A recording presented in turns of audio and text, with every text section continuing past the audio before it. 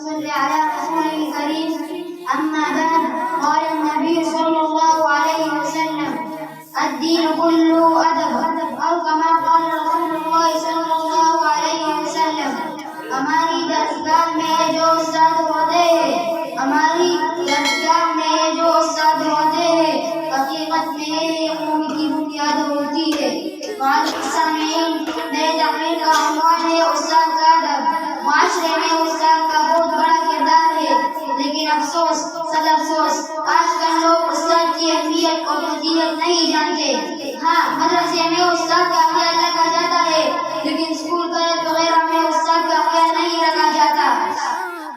اے باوجود قدر، معاشرہ استاد نے بنایا ہے، ماں باپ کی خدمت استاد نے سکھائی ہے. یہ تمام علماء جو یہاں جلوے افروز ہے، یہ استاد کے کردار کے پیداوار ہے. سائنسدان، تاجران، ڈاکٹر، حکمت، سیاست، ریاست، سب استاد نے بنائی ہے. ہاں، ملک کی دفاع کے لیے بھی استاد نے اپنا کردار ادا کیا ہے.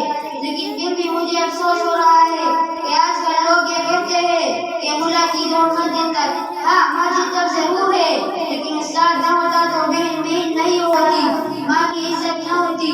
تو اسی وجہ سے استاد وہ شخص ہے جس نے ہمیں ثقافت، معاشرہ اور رہن سہن کے طریقے بتائے ہیں. ہم آپ کو اور تمام مسلمانوں کو یہ پیغام دیتے ہیں کہ آئے اور استاد کے سامنے بیٹھ جاؤ اور معاشرے کے متعلق سیکھو.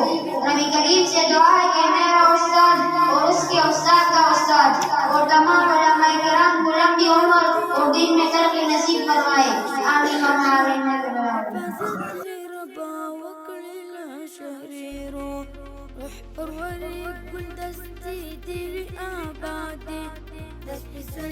مدرسي